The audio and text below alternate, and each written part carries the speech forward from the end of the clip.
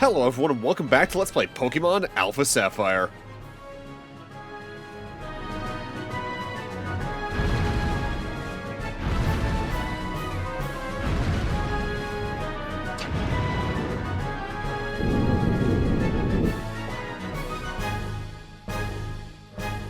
In the last part, we finished our trip through Victory Road and made our way here to the Elite Four, and now it's time for Endgame.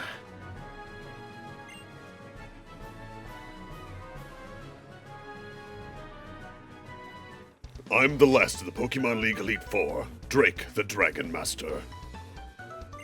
In their natural state, Pokemon are wild, living things. They are free. At times, they hinder us. At times, they help us. For us to battle alongside Pokemon as partners, do you know what it takes? Do you know what is needed? If you don't, you will never prevail over me!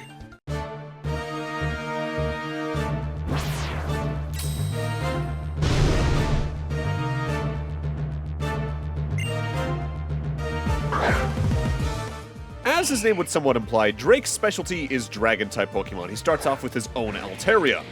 Natural, cure for its ability, Aerial Ace, Cotton Guard, Dragon Pulse, and Moonblast. A good Ice-type move can go a long way here, as is usual for Dragon-types prior to, like, Gen 5 or 6, but at the same time, if you have a much higher level Dragon type yourself, a Dragon type move can do a lot there. Cotton Guard can be the real nightmare there as usual though, because if they get that off, their defense boost, even at that level difference, is pretty substantial. Next up, they're throwing out their Kingdra. Sniper for its ability, so its critical hits are all the more powerful.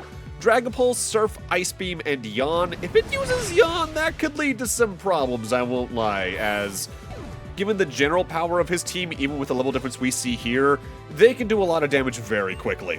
Next out, he's throwing out his ace, his Salamence. Intimidate for its ability, Dragon Rush, Zen Headbutt, Crunch, and Thunderfang. You should fear this thing. Salamence is also our first new Pokemon for the part. This evolves from Shelgon at level 50. Dragon Flying type, so it is weak to Rock, Ice, Dragon, and Fairy, but immune to Ground. Ice normally is a 4 times weakness, as is pretty common for a lot of dragons, as I brought up a moment ago. Salamence is Hoenn's pseudo-legendary. This dragon type has a really good HP stat, an insane physical attack stat, decent defenses, but it's also pretty fast and can throw a special hit out pretty well, which is bad enough on its own, but between it either having Intimidate or Moxie as its hidden ability, it can be obnoxious on that aspect as well. But also worth noting, there's a Mega Evolution for it. But I'm going to save talking about it for a very specific point down the line, because we're going to see it in the story, effectively, at some point. Since we don't have to worry about it now, I'll just save it for then. Worth noting, as with some of the, pretty much every gym leader, effectively, actually, the Elite Four members can use items, but depending on what abilities they got going on and all that, you're not likely to see some of them use them, especially here in Alpha Sapphire, given the level differences. Next up, Drake sending out one of his 2 Flygons, but because it actively doesn't get a chance to do an attack, I'm not sure which of the 2 it is. Because it's a Flygon, of course, they both have Levitate, but one has Earthquake, Dragon Claw, Rock Slide, and Supersonic. Meanwhile, the other one has Flamethrower, Boom Burst, Dragon Pulse, and Screech. The one with Earthquake can be a much larger issue to a lot of other Pokemon, but if you have a Flying type or something with Levitate out yourself, it's not going to be an issue. It's just a matter of whether or not the Rock attack that I can throw out could be a problem then. Now, I already brought up earlier in the LP, especially around mid-game, around the time we were at 4 Tree, that they did boost the levels for a lot of mid-game trainers, to keep up with your experience yields potentially being higher here in Omega Ruby and Alpha Sapphire. For some reason, the Elite Four's levels, to my memory, are almost 1-to-1, because just looking at a list of Drake's team over in Ruby and Sapphire versus here in Omega Ruby and Alpha Sapphire, the biggest difference actively is that his Altaria is actually a level lower here for some reason. I don't know why, but I guess they decided to do that. Superb, it should be said.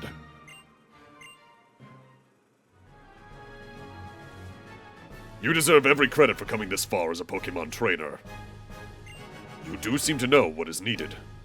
Yes, what a trainer needs is a true and virtuous heart. It is through their contact with trainers that Pokemon learn right from wrong. The influence of their trainers' good hearts helps them grow strong. Go! Go onward! The champion is waiting. Only one fight remains for us in the main campaign here, and if you haven't been healing too much up to this point, take a moment, use some full restores, revives, and elixirs and all that to get your moves up to snuff and all that you can. Because even with the level differences up to now, this champion can pack a punch.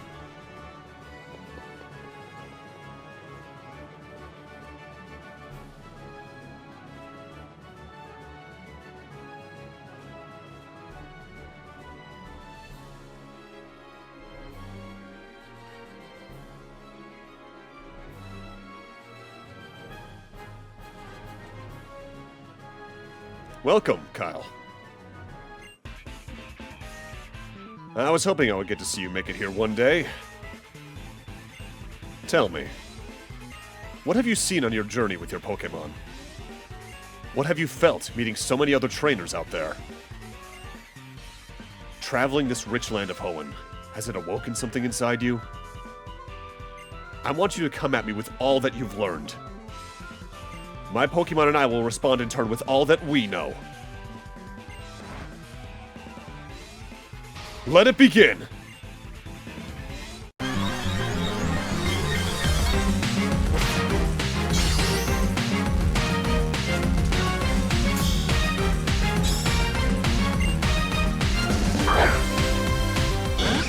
Could it really have been anyone else except the character we've been seeing on and off since Granite Cave? They really do that pretty dominantly after Lance in Gen 2. Usually if a character shows up commonly across a campaign, they're probably going to be the champion in some form. Unless you're playing Emerald specifically, where Steven actually steps down from being champion and is replaced by Wallace. Hence why there's actually a different gym leader over in Sootopolis Gym.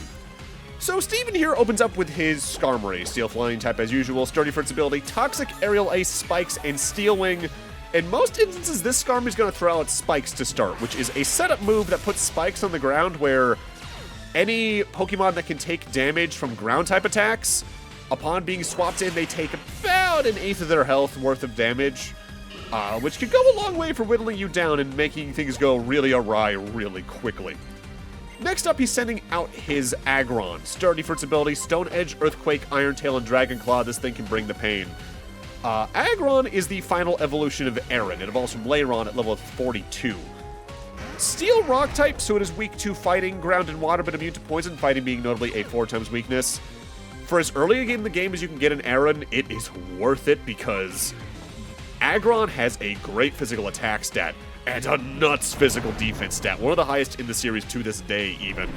It's not too fast and it can't do much on the special field, but you're not using it for that. And worth noting, it got even better because it has a Mega Evolution that we already have the Mega Stone for. In Mega Evolving, instead of either having Sturdy, Rock Head, or the normal hidden ability for this Pokemon, Heavy Metal, which doubles the Pokemon's weight, it instead gets Filter, which reduces the incoming damage from super effective attacks by about 25%, making it an already better tank in that regard.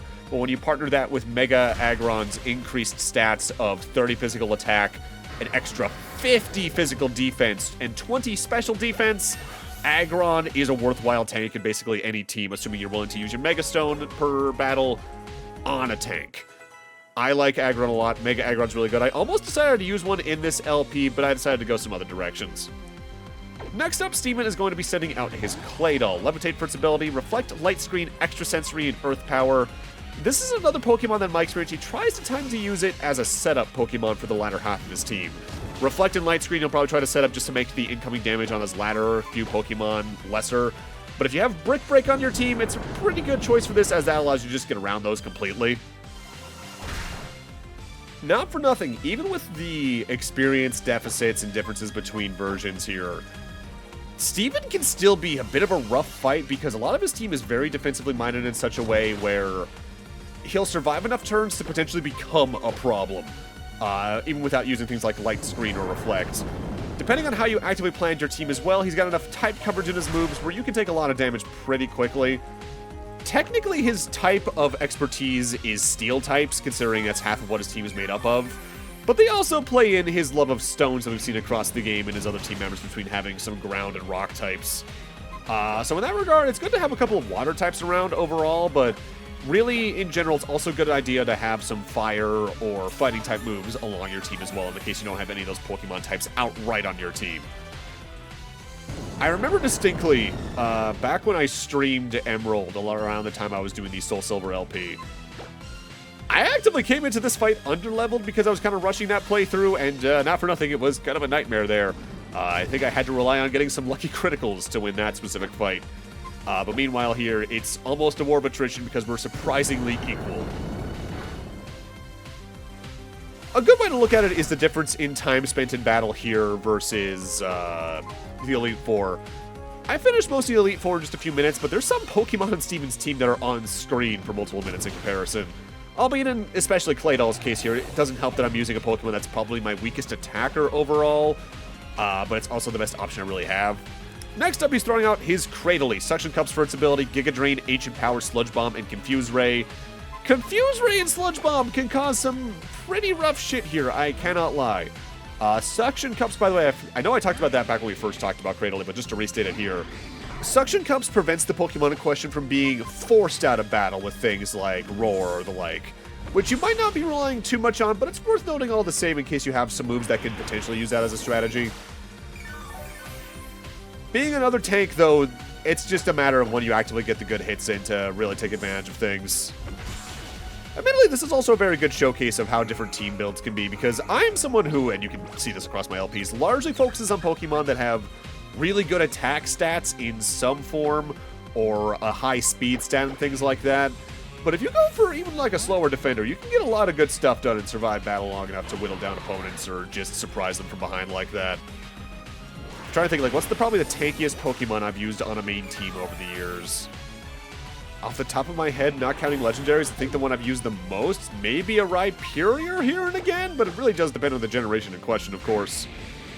It's especially due to Steven's more defensive members I especially recommended using some Ethers or Elixirs prior to this battle, as going in here and having to rely on things that eventually lead you into using Struggle means their defenses will probably overpower you in the end, even if their damage technically doesn't.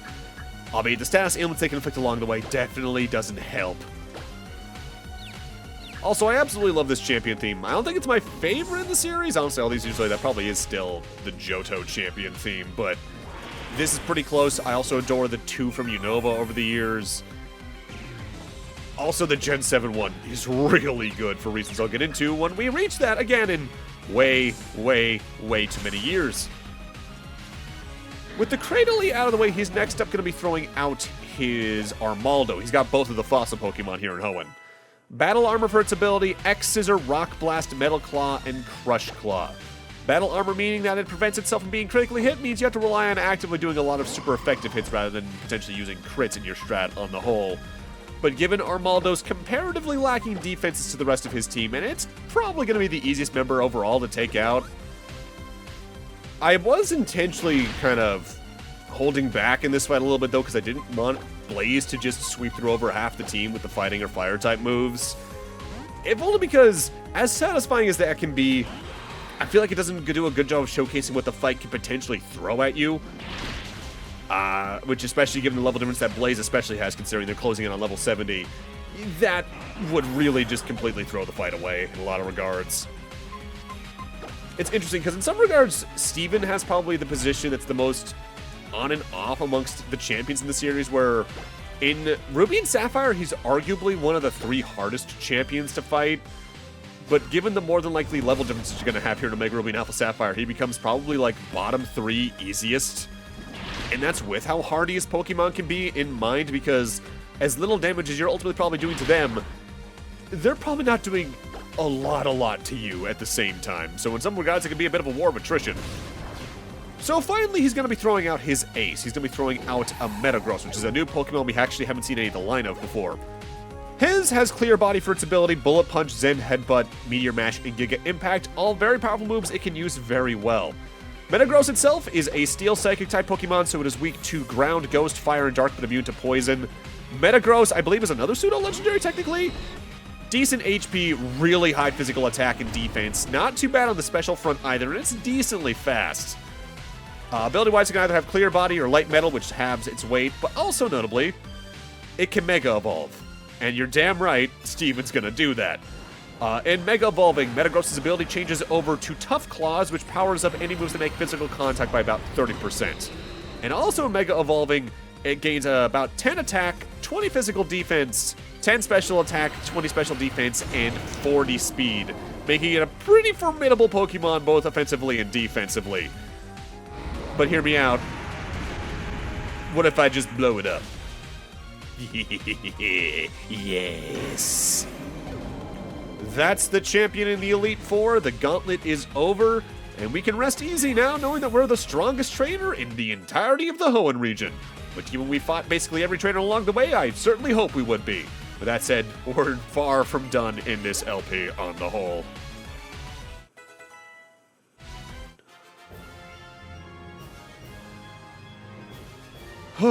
So I, the champion, fall in defeat.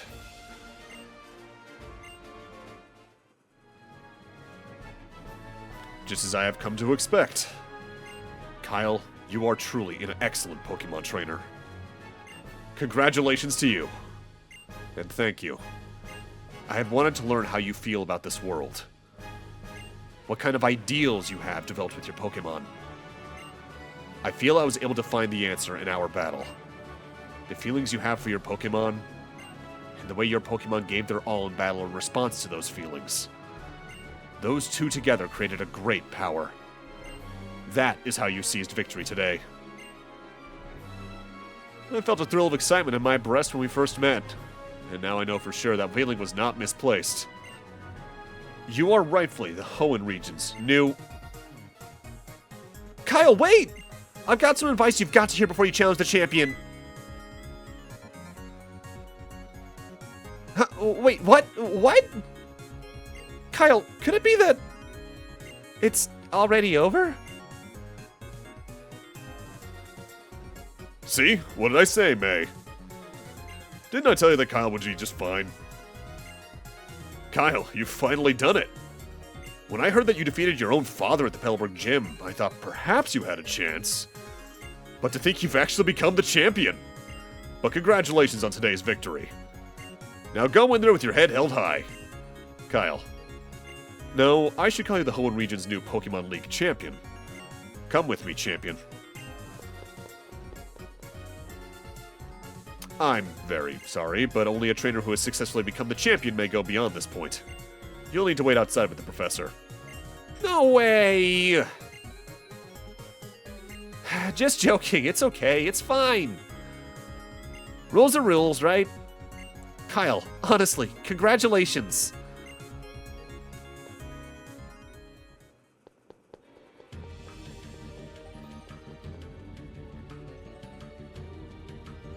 This room. This is where we maintain the records of Pokemon that prevailed through the harshest of battles. It is here that League champions are honored. Come, we will use this machine to record your name and the names of the partners who battle along with you to triumph over the Pokemon League.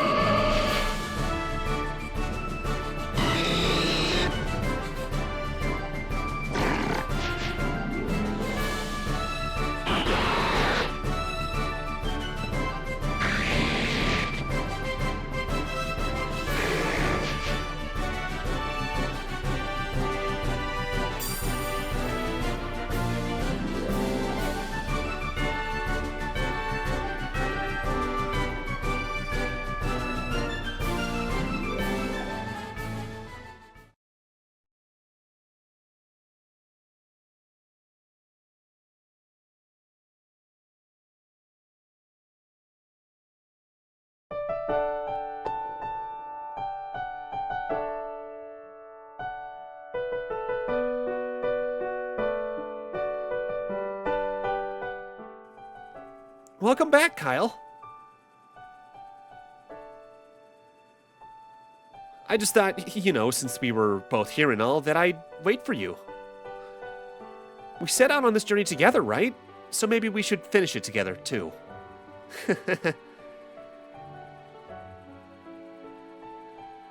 So, come on, let's go home. Back to Little Root Town.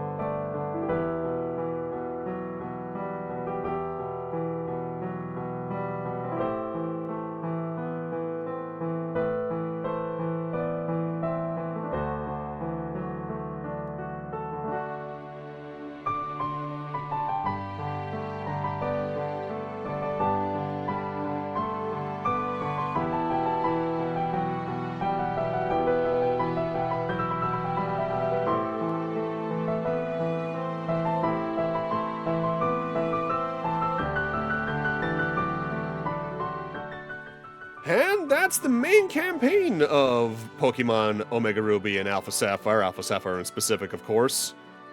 We're nowhere near done with this LP, as was the case in both my Fire Red and Soul Silver LPs. But notably, even with knowing how much footage there is left for me to edit, it's probably going to be a shorter post-game than those two LPs had. If I had to guess, I still haven't edited anything past this point.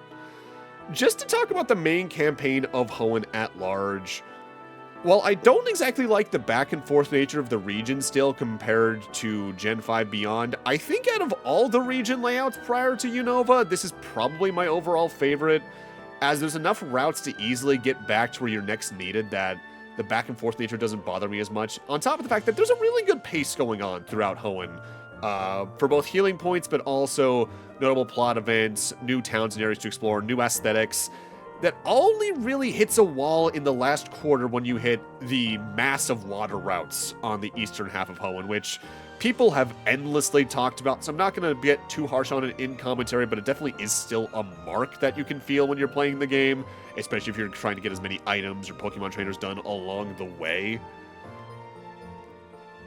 The updates that Omega Ruby and Alpha Sapphire throw into the main campaign, I think are largely really natural feeling, especially the Dex Nav and all that. With that said, the new experience share that they introduced in Gen 6 to begin with definitely hampers the level curve in this game to a point of making its campaign feel easier, to a pretty big detriment, at least for veterans. Obviously, every Pokemon game is probably going to be someone's first, and especially if they're younger, they're probably going to have a couple of more issues than we did here, for instance. I do get a lot of people's issues with the main campaign, though, especially them forcing the Latias on you can be a little bit clumsy, but it does lead to the soaring mechanic, which I do just absolutely adore. But I do especially find the lack of implementation of some of the changes to the campaign from Emerald weird. I get kinda why, because again, they're trying to make it more a remake of Ruby and Sapphire than Emerald. But I feel like there's probably a couple more team and leveling adjustments they could have done that Emerald actively did by default that could have led to the game being more interesting. On top of that, I do kind of wish, even as a post-game dungeon, that the opposite team base was available. Because it would have been really neat to, say, finish Alpha Sapphire, go over to the Jagged Pass where the Magma base is an Emerald, and then go do something over there, but that's not a thing in the game at all. Also, not for nothing, this is absolutely one of my favorite credit sequences in the series. I've always just been a big sucker for credits that not only take you back through your journey in some form, it points very literally, but also actively keep in mind what you did throughout the game to kind of make it a little more personalized. Because what they actively do is that whenever, especially there's a gym leader or a major boss fight, they actively show you with whatever Pokemon you were using against the opponent's ace. I don't know exactly how to put it into words, but I've always loved things like this. I guess it just goes a long way to make it feel like it's your journey, rather than you going through the general set notes that you have to go through no matter what to beat a game. With that said, even with the issues the campaign can have here and again, if I'm going to choose a version of Hoenn to play through at least the main campaign of, it is always going to be Omega Ruby Alpha Sapphire here instead of the original Ruby Sapphire and Emerald. If only because I appreciate some of the pacing updates. Battle mechanics prior to Gen 4 I have issues going back to begin with. And especially a big thing is catching a Sharpedo to help speed up the water routes in the latter third of the game really does go a long way to make me enjoy playing through it a lot more. Plus, in terms of building a team, not only are there just more Pokemon to catch in Hoenn here because of the Dex Nav and all that, especially after the Kyogre and Groudon fight, but also a lot of Pokemon in general are just more usable in Gen 6 than they were in Gen 3 due to the things like the physical special split, due to hidden abilities, due to overall stat boosts that they may have gotten in Gen 6 and such. It's just overall a more enjoyable experience for me specifically, but again, I really do get why some people finished this and felt disappointed by it compared to especially Emerald. And in that regard, thinking about it, that kind of almost foreshadowed what the response would be to Brilliant Diamond Shining Pearl nearly a decade later, where even as someone who's not the biggest Gen 4 fan, I really feel like Sinnoh fans got a really bad deal there, because the quality of life changes that were there were nice, but they felt lesser even compared to the quality of life changes in the prior 3 remakes of Gens 1 through 3. And it's actively because of that. That's one of the main reasons I'm not going to be doing Brilliant Diamond Shining Pearl whenever I get to Sinnoh. I'm actively going to be doing Platinum, because it's just the more full-feeling experience and also the more interesting to talk about experience on the whole. Plus, honestly, I do think it just looks better because the sprite work and all that I think is more interesting than the art style they went with for the out-of-battle sequences, at least in BDSP. But I'll try to save more on that for when I actively reach Sinnoh in however many years, but there's a lot more games on my list to get to before we reach that point. With that said, I'm going to be silent for a majority of the rest of the credits here, just because I want to save more conversation topics for post-game, as well as what's coming up after the credits.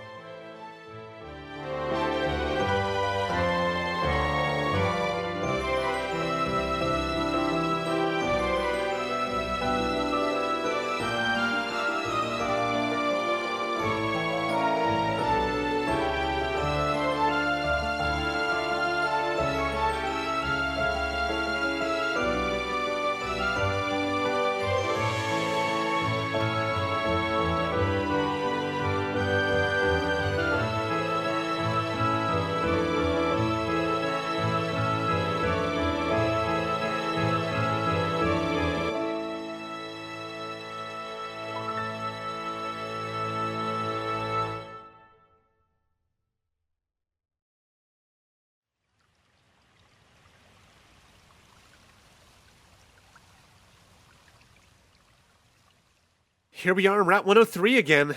Wow, it's so nostalgic, you know? Oh, remember that pond? This is where we first battled, isn't it?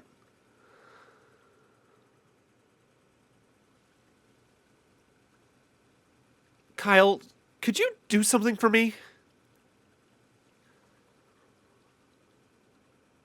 Come on, let's battle one more time. I want to know what you saw on your journey, how you felt, and what you experienced out there. I want to understand everything about you and your Pokémon, Kyle. And then, I want you to understand everything about me and mine.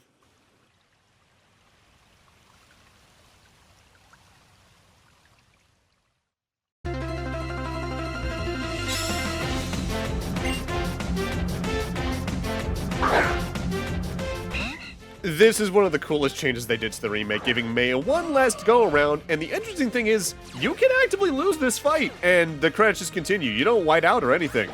With that said, like with the prior May fights, what her team is depends on what starter you chose. With that said as well, she'll always have her Swellow here, and its moveset's the same. Guts for its ability, Aerial Ace, Quick Attack, U-Turn, and Steel Wing. U-Turn can come out as a surprise there to potentially swap out to something else. Next up for me, she's throwing out her Braylon, which she only has if you chose Torchic or Trico. Effect Spore, Seed Bomb, Force Palm, Venoshock, and Rock Tomb. This has a really good moveset that can really wreck your day if you're not careful. As for the other Pokemon she has, depended on what starter you chose. If you chose Torchic or Mudkip, she'll also have her Magcargo, Magma Armor for its ability, Earth Power, Lava Plume, Body Slam, and Rock Slide. And if you chose Mudkip or Trico, she'll also have her Wailord, Water Veil for its ability, Surf, Heavy Slam, Bulldoze, and Ice Beam. The new team member she's picked up that she has, no matter what starter you chose, though, is her Raichu. Static for its ability, Thunder Wave, Thunderbolt, Quick Attack, and Light Screen. Thunder Wave into Light Screen is a pretty devastating thing for this to use when it comes to helping you out later in the battle, depending on your own levels or type layout. With that said, a good Earthquake to the feet will take out pretty much any electric mouse in front of you. The big difference on top of that as well is usually whatever her starter is. If you chose Trico, she's going to have a Blaziken at this point, Blaze for its ability, Blaze Kick, Brick Break, Quick Attack, and Shadow Claw. If you chose a Torchic like I did, she's going to use her Swampert, Taunt for its ability, Earthquake, Muddy Water, Rock Slide, and Brick Break.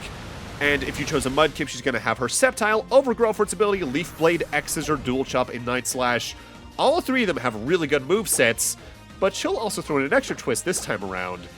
All three potential starters have their Mega Stones.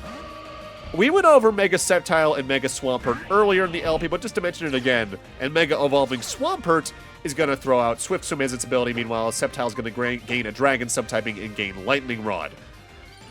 How annoying these Megas will be will depend on what your team layout is. I'd say the most dangerous one overall is probably the Sceptile, only because the Dragon type can do a lot there, but if you have a Fairy type move, you don't have to worry about a lot. And in the case of Swampert, a good Leaf in the face goes a long way against it.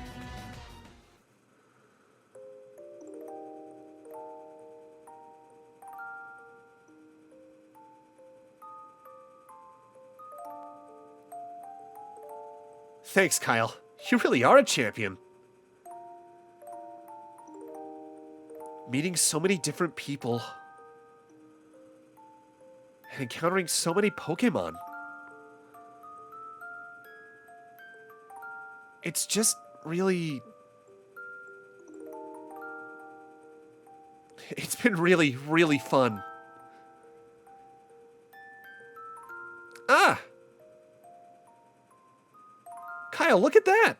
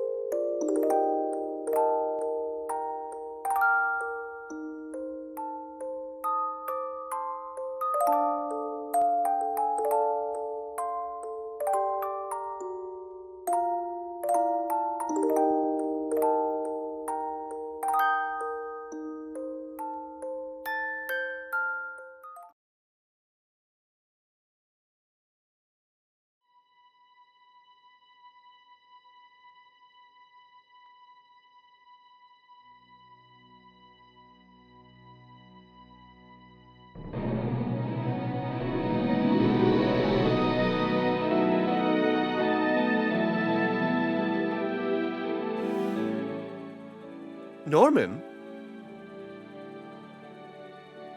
Norman? Sorry, I know you're watching your show, but...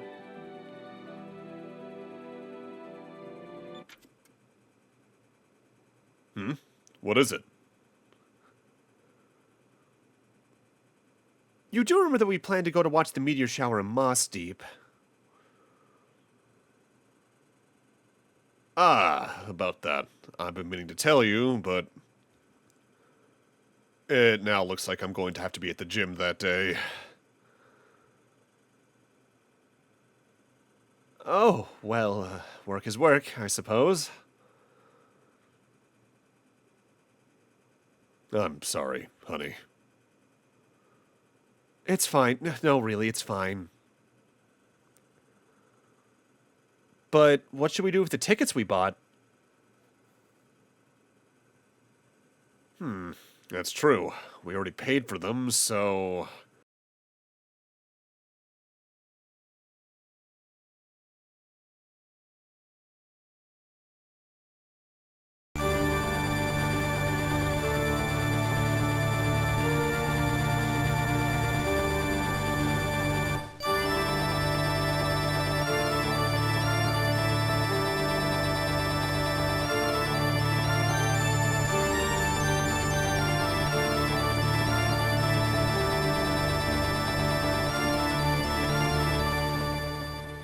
Like I said, we're nowhere near done.